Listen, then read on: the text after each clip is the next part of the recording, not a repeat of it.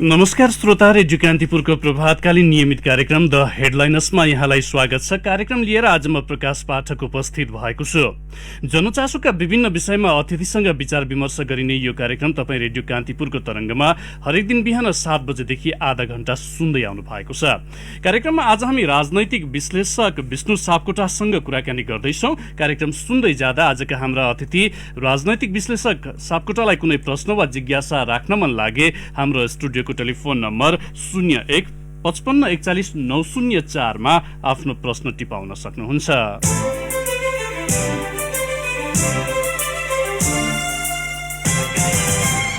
परिवर्तनको आभास तब हुन्छ जति बेला अपेक्षा र यथार्थ एउटै बिन्दुमा अडिग रहन्छन्। अवसरले कसैलाई पनि पर्खिँदैन, यो गतिशील रूपमै अघि बढ्छ। सँगै असन्तुष्टिले विकल्पको खोजी पनि गरिरहेको हुन्छ। पर्खाइपछिको निराशा जो कसैलाई पनि सह्य हुँदैन।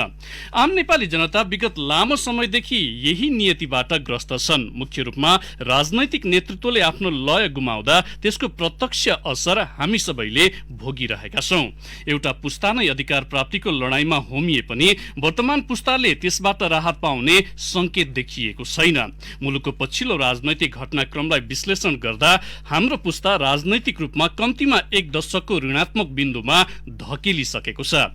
आजको कार्यक्रममा हामी मुलुकको पछिल्लो राजनैतिक अवस्था, यसले युवामा पार्ने प्रभाव तथा मुलुकले भोगिरहेको नियतिका विषय पनि जोडेर राजनैतिक विश्लेषक विष्णु सापकोटासँग कुराकानी गर्दैछौँ। कुराकानीका लागि सापकोटा यति बेला हाम्रो टेलिफोन सम्पर्कमा हुनुहुन्छ।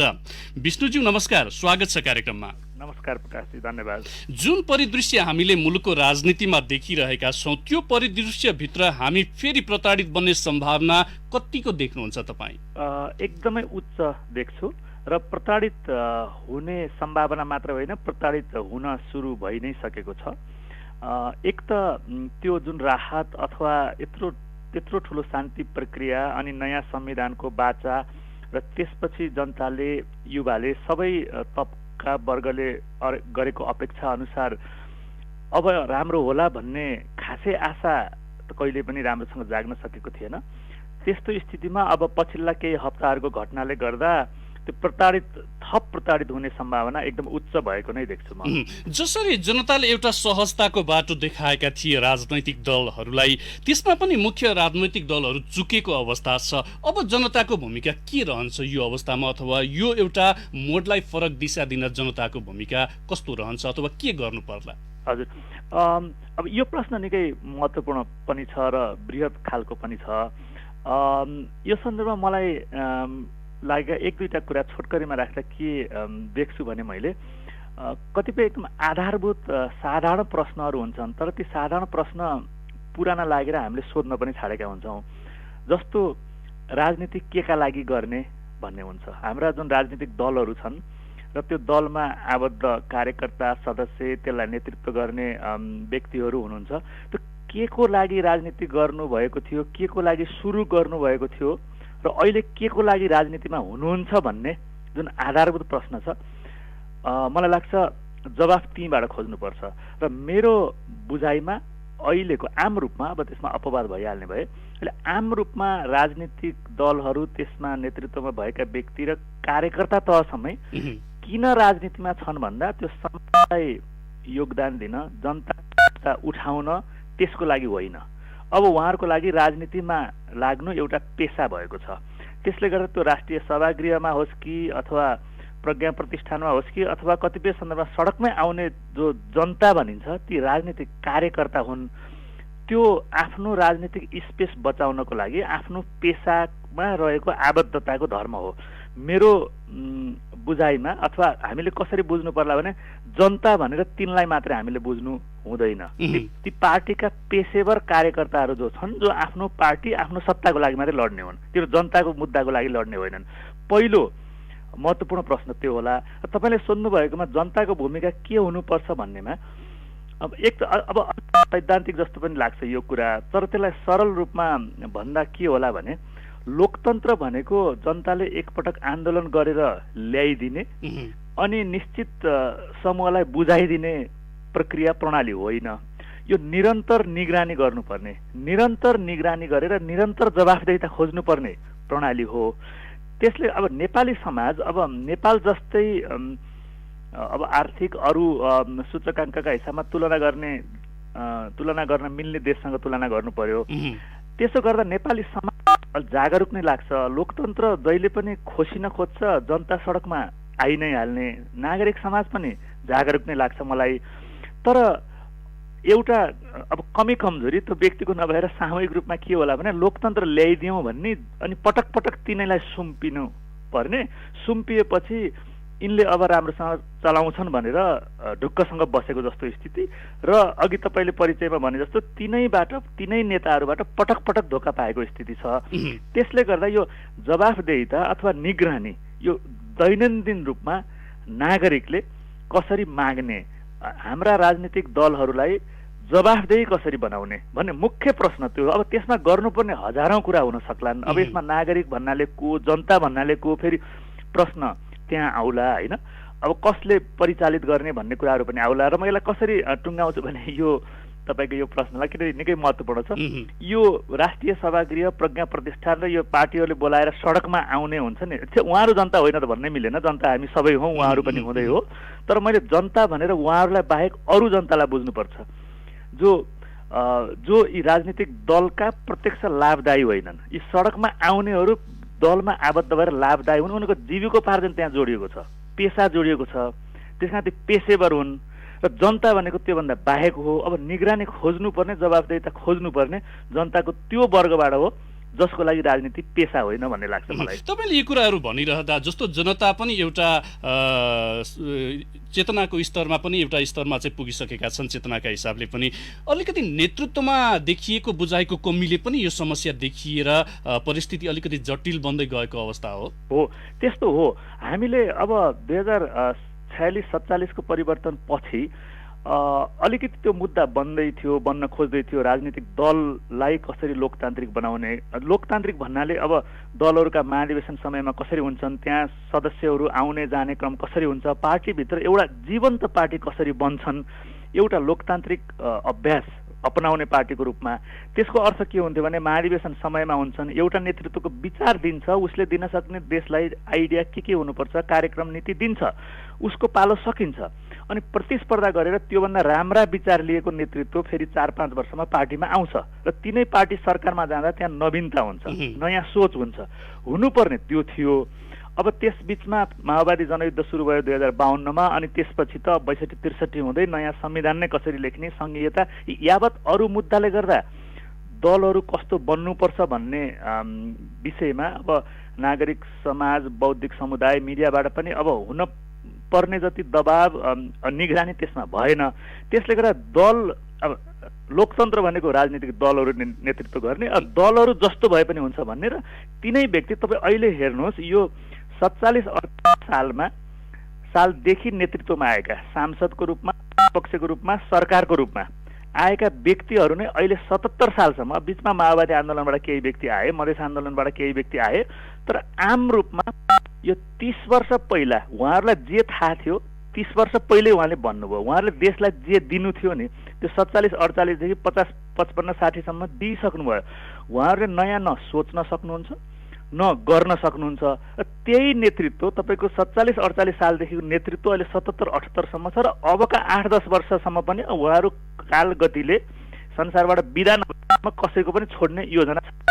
त्यसले गर्दा यो मुद्दा, यो राजनीतिक दलहरू कस्तो हुनुपर्छ र दलभित्र नयाँ विचार, सृजनशीलता कसरी आउनुपर्छ भन्ने सुधार त्यहाँ नगरी, दललाई पारदर्शी, जवाफदेही नगराई नयाँ व्यक्ति भएका दलमा आउने अथवा नयाँ दलहरू पनि आउन सक्ने त्यो स्थिति नभए अहिलेकैबाट केही राम्रो, थप राम्रो होला जस्तो मलाई लाग्दैन। अब जस्तो अहिले त परिपाटी पनि के छ भने विष्णुजी, जस्तो काम पनि नगर्ने, आलोचना पनि सुन्न नसक्ने प्रवृत्ति पनि बढिरहेको छ होइन। बेरोजगार युवाहरू अझै पनि त्यो राजनीतिको वितृष्णा हरेक हिसाबले चाहिँ अभिव्यक्त गरिरहेका हुन्छन्, चाहे त्यो सामाजिक सञ्जाल होस् अथवा अभिव्यक्तिबाटै पनि ती कुराहरू गरिरहेका हुन्छन्। यो फ्रस्ट्रेट युवाले चाहिँ धमिलिएको राजनीति सफा गर्ने सामर्थ्य राख्छन् मुलुकमा?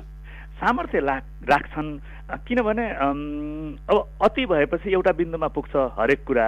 त्यो भएपछि कुनै न कुनै खालको हस्तक्षेप हुन्छ। अब हस्तक्षेप नभए पनि फेरि एउटा खालको अन्यल हुने, कुनै आन्दोलन हुने अथवा साना कुराहरूमा ठुलो खालको रिएक्सन हुने, समाजले प्रतिक्रिया त जनाइ नै राखेको हुन्छ। अब अहिले सामाजिक सञ्जाल अथवा आम सञ्चारबाट जुन खालको फ्रस्ट्रेसन देखिएको छ युवाबाट, खास गरी नेपालबाट बाहिर रहनुभएको युवाहरूको अभिव्यक्ति हेरियो भने यति धेरै निराशा छ। अब यो देश कहिल्यै पनि नबन्ने भयो भनेर त्यो देशप्रतिको भनौँ न भविष्यप्रतिको आशा नै नभएको जस्तो स्थिति छ। त्यसले गर्दा हस्तक्षेप भइ नै राखेको छ। कुन तहमा लोकतन्त्र खोसिन्छ अथवा निरङ्कुशता आउन खोज्छ, त्यस्तोमा सडकबाटै हस्तक्षेप भइरहेका उदाहरण छन्।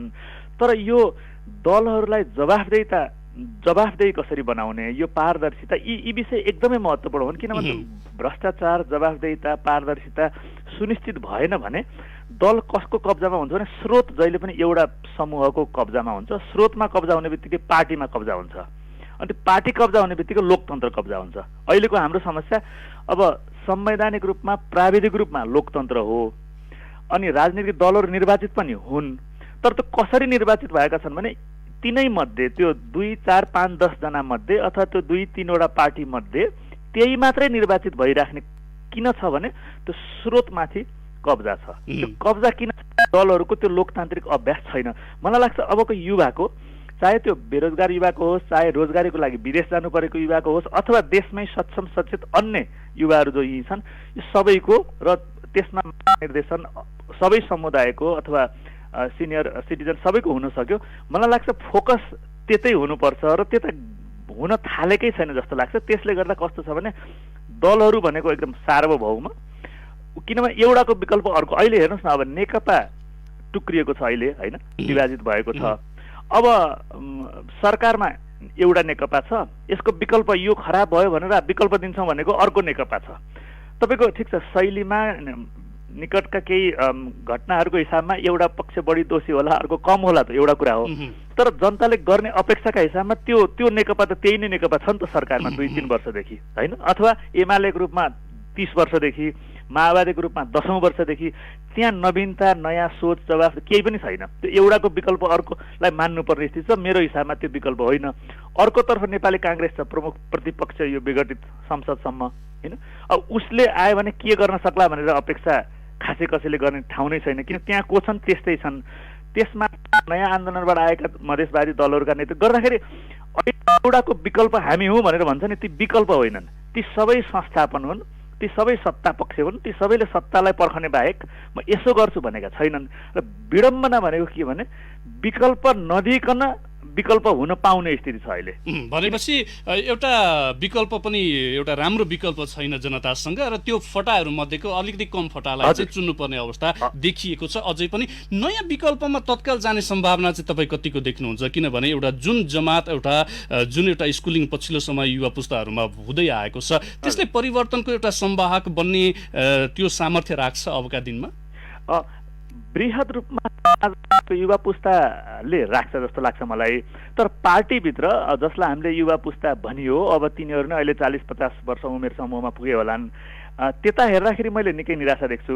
तपाईँ कस्तो छ भने जस्तै नेपाली काङ्ग्रेसमा भनौँ, त्यहाँ एउटा आश लाग्दो, भरोसा लाग्दो, अलिकति विश्वास जगाउने कोही एउटा युवा नेता छ भने त्यो पार्टीभित्रका 2, 4, 5, 10 वर्ष पुराना अरू नेता छन् नि, जो 5-10 वर्ष पहिला अलिकति लोकप्रिय थियो होला, तिनले अर्को पार्टीको व्यक्तिलाई बरु समर्थन गर्लान्, तर आफ्नै पार्टीभित्रको लोकप्रिय युवा नेतालाई समर्थन गर्दैनन्। गरेर यति धेरै त्यो फ्युडलिजम, सामन्तवाद छ नि दलभित्रका नेताहरूमा, त्यस्तै यो धेरै यी मुख्य पार्टीहरू सबैमा लागू हुन्छ। किनभने ऊ जाग्ने भयो, ऊ नेता हुने भयो भने बरु अरूलाई समर्थन गर्ने, आफ्नै दलभित्रको नयाँ नेतृत्वलाई नस्वीकार्ने। अब पुरानो 60-70 उमेरको पुस्ताको त कुरै छाड्ने हो, त्यो युवा पुस्ता भनेकै भित्र त्यो एकदमै ठुलो समस्या छ एउटा। दोस्रो, अब अहिलेको यो 60-70 वर्ष पुगेको र जो पुरै आउटडेटेड भएको, कि जसलाई एउटा भनौँ न, अब जस्तै काठमाडौँ सहरमा यस्ता समस्या छन्, यसलाई के गर्ने होला भनेर उदाहरणको लागि एक पन्नामा लेख्नुहोस् भन्यो भने केही पनि लेख्न नसक्ने कि त्यो तिनीहरूले जुन शास्त्र पढे, तिनीहरूले जुन विधा पढे, जे पढेर बुझेर राजनीति थाले नि, त्यसको सकिसक्यो त्यो विचारधाराको। अब कार्यक्रमको, नीतिको तहमा उनीहरूको सोच नै छैन। अब उनीहरूले युवाहरूले के भन्न खोजेका छन्, अथवा समाज एकातिर, युवा पुस्ताको चाहना एकातिर, आवश्यकता, राजनीतिले डेलिभर गर्नुपर्ने आवश्यकता एकातिर, उनीहरूले पढेको शास्त्र अर्कैतिर गर्दा ठुलो भिन्नता छ। तर पनि यो नेपाली समाज जुन मैले भने तुलनात्मक रूपमा जुन खालको सचेतना छ र युवाहरू बाहिर जति छन्, मैले दल बाहिरका भने सम्भावना एकदमै छ। तर अब त्यो हस्तक्षेपका विधि कहिले कहिले एकदम महत्त्वपूर्ण हुँदो रहेछन्। अब जहिले पनि यो नेपालको मात्र होइन कि संसारका अरू उदाहरणमा हेर्दा पनि अति भएको एउटा बिन्दुमा पुगेपछि हस्तक्षेप हुने युवाहरूबाट अथवा नागरिक समाजबाट, बौद्धिक विभिन्नबाट। फेरि हस्तक्षेपबाट को पुनर्स्थापना हुन्छ भन्दा अब लोकतन्त्र डिरेल भएको छ भने लोकतन्त्र हुन्छ, दलहरू आउँछन्। त ती दलमा को छन् भन्दा फेरि त्यो पुनरावृत्ति हुने तिनै व्यक्ति जो पटक पटक सत्तामा आइसकेका छन्, जसले नयाँ दिन सक्ने केही पनि छैन, असफल पनि भइसकेका छन्। मैले थोरै यहाँनिर तपाईँलाई रोकेँ, जस्तो भिजनका हिसाबले हाम्रो नेतृत्व कुन धरातलमा छन् भन्ने कुराहरू त उनीहरूको तर्क र विभिन्न मञ्चहरूमा गरेका भाषणबाट पनि हामी थाहा पाउँछौँ होइन। त्यो जनताले एउटा सहजै रूपमा बुझ्न सक्ने अवस्था छ। विकसित मुलुकहरू अथवा विकासको चरणमा अगाडि बढेका मुलुकहरूका नेतामा जुन किसिमको भिजन आउँछ, अथवा छिमेकी मुलुक हाम्रै आसपासका मुलुकका एउटा सामान्य नेताहरूले पनि जसरी एउटा आफ्नो भिजनमा चाहिँ एउटा प्रदेशलाई होस् अथवा एउटा मुलुकलाई जुन किसिमले गाइड गरेको अवस्था छ, त्योभन्दा भिन्न शैली हाम्रोमा अपनाइरहेका छन्। जनताले यो ताली बजाएर चाहिँ ठट्यौलीमा रमाउने अवस्थामा चाहिँ कहिलेसम्म रुममा लिनुपर्ने अवस्था हो, त्यो पनि एउटा सोचनीय विषय त बन्या होला नि। त्यो एकदमै सोचनीय विषय हो। त्यो ताली बजाउने जमात अब फेरि पनि अब जनता त भन्न मिलेन, ती पार्टीका कार्यकर्ता हुन्। तिनले अहिले नेकपा दुई टुक्रा भएको छ, दुवै टुक्रामा ताली बजाउने जमातहरू एकदम धेरै छन्। एउटा ताजा उदाहरण लिँदा होइन गर्दा तिनलाई जनता भन्ने हो भने त जनताले ताली बजाएको भन्न मिलेन। नेकपाका दुईटा पक्षमध्ये त एउटाले गरेको कदम राम्रो छ भने अर्कोको त नराम्रो हुनु पर्यो नि, सो त ताली बजाउने दुईतिरै छन्। त्यसले गर्दा त्यो जसको जीविकोपार्जन पार्टीमा जोडिएको छ, जसको दैनिक आम्दानी अथवा पेसा अथवा कमाई स्रोत सत्ता पार्टीमा आबद्धताको कारणले आएको छ, तिनीहरू जहिले पनि आफ्ना तिनै नेताहरूले जे भने त्यही ठिक भन्छन्। तिनीहरू एउटा नेतालाई समात्दै आफ्नो काम अगाडि बढाउने, आफ्नो जीविकोपार्जन चलाउने मात्रै हो। त्योभन्दा बाहेकको जनता, मैले राजनीतिमा निरपेक्ष जनता हुँदैनन्। कोही नेपालको सन्दर्भमा कोही लोकतान्त्रिक रुझानका होलान्, कोही वामपन्थी रुझानका होलान्, कोही चाहिँ अरू विभिन्न मुद्दाहरू जस्तो महिलाको, सीमान्तकृत समुदायको हुनुपर्ला, यी सबै कुरा ठिक छन्। त्यति हुँदै पनि यो दलीय आबद्धता निरपेक्षताको हिसाबबाट दबाब आउनुपर्ने त्यहाँबाट हो। त्यस हिसाबमा त्यो युवाहरू कसरी, अब त्यो निराशा धेरै देखिन्छ, आवाज पनि बाहिर देखिन्छ। अब हुनुपर्ने के हो भने त्यसको आधारमा यिनै भएका पार्टी अथवा नयाँ आउन लागेका पार्टीहरूले त्यो मुद्दालाई, त्यो निराशालाई सम्बोधन गर्नुपर्ने हो। हामीले नयाँ दल भन्ने बित्तिकै अहिलेका सबै दल खारेज भएर एकदम नयाँ आउनुपर्छ भनेको नि होइन। त्यसको आफ्नो प्रक्रिया हुन्छ, सङ्गठनात्मक धरातल बन्नुपर्छ।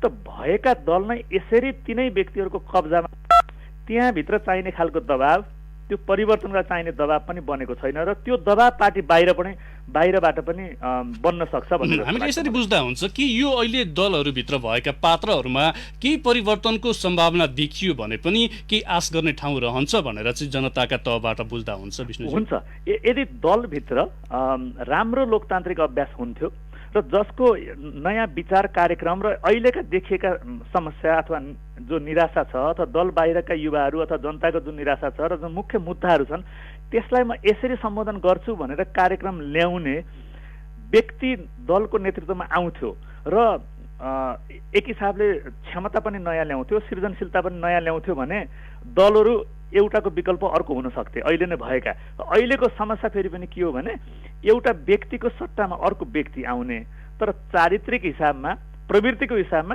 त्यो एउटा र अर्को व्यक्तिमा फरक केही पनि नहुने। त्यसले गर्दा एउटाको विकल्प भनेर आएको जुन व्यक्ति अर्को छ त्यो विकल्प होइन। अहिलेको समस्या त्यो हो।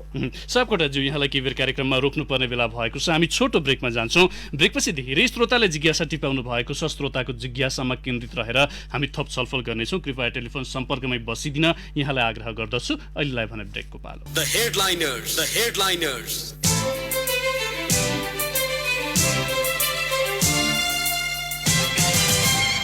ब्रेकपछि पुनः स्वागत छ। तपाईँ रेडियो कान्तिपुरको तरङ्गमा कार्यक्रम द हेडलाइनर सुनिरहनु भएको छ। कार्यक्रममा आज हामी राजनैतिक विश्लेषक विष्णु सापकोटासँग कुराकानी गरिरहेका छौँ। विष्णुजी, यहाँलाई कार्यक्रममा पुनः स्वागत छ। धन्यवाद। धेरै श्रोताको जिज्ञासा, समय थोरै छ, संक्षिप्त जवाबको अपेक्षा गर्छु। बालकुमार विरहीले इटरी सुनसरीबाट सोध्नु भएको छ, प्रजातान्त्रिक संस्कारको अभाव र विदेशी हस्तक्षेपका कारण अपेक्षित परिणाम हासिल नभएको अवस्था हामीले बुझेका छौँ। नयाँ दलहरूले अहिलेका ठुला दलको विकल्प बन्नका लागि चाहिँ कति समय कुर्नु पर्ला नेपालमा भनेर सोध्नु भएको छ? धेरै समय कुर्नु पर्ला जस्तो लाग्दैन। यो पुराना दलहरूले के जानेका छन् र यिनले के गर्ने हुन् भन्ने जनताले बुझिसकेका छन्। त्यसले गर्दा नयाँ दलहरूले त्यो समस्यालाई सम्बोधन गरेर कार्यक्रम ल्याएर जनतालाई आश्वस्त पार्न सके भने धेरै समय कुर्नु पर्ला जस्तो मलाई लाग्दैन। खिमानन्द पोखरेलले गुल्मीबाट सोध्नु भएको छ, नेपाली कङ्ग्रेसभित्र पनि झगडा छ, नेकपाको त पछिल्लो समय सतहमै देखिएको छ। यस्तो तिक्ततापूर्ण राजनीतिले मुलुकको एउटा समग्र भिजन अथवा मुलुकले हासिल गर्ने लक्ष्यमा चाहिँ कस्तो प्रभाव पर्छ? मुख्य राजनैतिक दलहरू नै यो हिसाबमा अगाडि बढ्दा भनेर सोध्नु भएको छ। त्यो कस्तो प्रभाव पर्छ भने अहिले जस्तो प्रभाव परेको छ त्यही नै हो त्यसको परिणाम। र उहाँले सोध्नुभएको प्रश्नमा मुख्य अझ कुरा के होला भने यिनीहरू केमा झगडा गरिरहेका छन् भने हेरौँ न। जस्तै नेपाली काङ्ग्रेसभित्रका गुट उपगुटहरूका झगडा विगत धेरै वर्षदेखि केमा छ भने त्यो साधन स्रोत सत्ता कसरी कब्जा गर्ने, त्यसमा कुन सिद्धान्त विचार नीति कार्यक्रम के को लागि हुनुपर्छ, कस्तो हुनुपर्छ भनेर त्यहाँ झगडा छैन। त्यस्तै नेकपा अहिले फुटेको पनि आलो पालोको कुरा मिलेन, निश्चित व्यक्तिहरूको पदहरू मिलेन। त्यसले गर्दा देशलाई नै यो संसद विघटन नयाँ चुनाव भनौँ न यति धेरै ठुलो मूल्य चुकाउनेतर्फ नेकपा नेतृत्वले लग्यो। तर के को लागि भन्दा त्यहाँ भित्रको पद स्रोतमाथिको कब्जा मिलेन। त्यसले गर्दा दलहरूका झगडा केमा छन् भने त्यो स्रोतमाथिको कब्जा, सत्तामाथिको कब्जामा मात्रै हो, नीति सिद्धान्त विचार कार्यक्रमतर्फ हुँदै होइन। त्यसले गर्दा कहाँ पुर्याउँछ भन्दा अहिले पुर्याइसकेका छन् र पटक पटक त्यो झगडाले चाहिँ देशलाई यस्ता विडम्बनापूर्ण स्थितिमा पुर्याइरहेका छन्। यिनीहरू थप गर्ने भनेको पनि यस्तै धेरै श्रृङ्खला मात्रै हो। केशव उपाध्यायले सोध्नु भएको छ लामाचौर पोखराबाट सामाजिक सञ्जाल मार्फत, 60 वर्ष कटेका डेट एक्सपायर भएका नेताहरूबाट नयाँ विचारको आशा गर्न सकिने ठाउँ छैन। अब उनीहरूलाई विस्थापित गर्न नेतृत्वमा युवाहरूलाई अथवा युवा पुस्तालाई पुर्याउनका लागि चाहिँ जनताले पहल गर्नुपर्ने अवस्था आएको हो कि होइन? त्यो हो। त्यसमा एउटा कुरा भनौँ, यो उमेर यति पुग्यो भन्ने बित्तिकै नयाँ विचार सृजनशीलता आउँदैन भन्ने होइन। कोही राजनीति गर्दै नगरेको व्यक्ति 60 वर्ष पुगेपछि पनि राजनीति गर्छु, नयाँ कार्यक्रम लिएर आउँछु भन्न पाउँछ र उसँग त्यो नयाँ विचार छन् भने त्यसले पनि ठाउँ पाउन सक्छ। त्यसकारण उमेर स्वयंमा समस्या होइन। हामीले यो 60-70 भनेर उमेरको सन्दर्भ किन ल्याएको भने यो 20-30 वर्षको उमेर हुँदाखेरि राजनीतिमा गरेका र यो 20औं-30औं वर्षदेखि शासन सत्तामा भएका र अहिले उमेरमा 60-70 पुगेका त्यो सन्दर्भमा हो। तर अरूको सन्दर्भमा पार्टीमै पनि कोही त्यस्तो व्यक्ति छ जसले नयाँ विचार कार्यक्रम ल्याउँछ भनेदेखि उमेर नै त्यस हिसाबमा समस्या हुनु नपर्ने हो। यहाँ त समस्या भनेको 60-70 पुगुन्जेल 20-30 वर्ष निरन्तर त्यही व्यक्ति भन्ने हिसाबमा हो। एउटा सानो त्यसमा मैले क्ल्यारिफाई गरेँ। तर अब पार्टीभित्रैबाट अथवा बाहिरबाट त्यस्तो विचार अथवा एउटा विकल्प हामीलाई चाहिएको विकल्प हो। विकल्प चाहियो भनेर सबैले भनेको छ, तर त्यो विकल्प कस्तो हुनुपर्छ भन्नेमा पनि त्यो बाहिरको युवा अथवा नागरिक पङ्क्ति कसरी सङ्गठित हुने, अब यी विकल्पै दिन नसके दलभित्रै जसरी फेरि जनता रुमल्लेको स्थिति छ। तपाईँको यिनै ठुला पार्टी जुन छन् नि, फुटे पनि टुटे पनि फेरि चुनावमा जाने बेलामा अर्को विकल्पमा त्यति आश्वस्त हुन नसकेको र यिनै पार्टीको वरिपरि घुमिने र नेतालाई हेर्ने, व्यक्तिलाई हेर्ने, के को लागि भन्ने नहेर्ने, तिनै व्यक्तिलाई हेर्ने, मलाई हिसाबमा त्यो एउटा जकडिएको स्थिति छ। अब त्यही नै अहिलेको मुख्य समस्या जस्तो लाग्छ मलाई। उद्धव दाहालले विराटनगरबाट र गोपाल राईले धरानबाट एउटै आशयको प्रश्न सोध्नु भएको छ। एउटा उखान छ, जुन जोगी आए पनि कानै चिरेको भन्ने नेपालमा त्यस्तै अवस्था देखियो राजनैतिक दलहरूमा। अब हामीले निर्वाचनमा यिनै दलहरूलाई के आधारमा भोट दिने, त्यो आधार देख्नुहुन्छ सापकोटाज्यू भनेर सोध्नु भएको छ। यिनै दललाई भोट दिने आधार छैन। मलाई लाग्छ उहाँहरूले सोध्नु भएको जस्तो प्रश्न धेरै नेपालीको मनमा छ, खास गरी अलि बढी सचेत, अलि आलोचनात्मक दृष्टिले हेर्न सक्ने। अब चुनावमा न भोटै हाल्दिन भन्नु त्यो पनि राम्रो भएन। भोट हाल्नु छ भने एउटालाई हाल्ने कि अर्कोलाई हाल्ने जो तात्विक रूपमा खासै फरक छैनन्। अब दलीय आबद्धता, कतिपयका पारिवारिक विरासतका हिसाबले एकातिर हाल्लान् धेरै मान्छेले एउटा कुरा हो, अथवा त्यो जीविकोपार्जनवाला आबद्धताको कुरा छाडिदिउँ।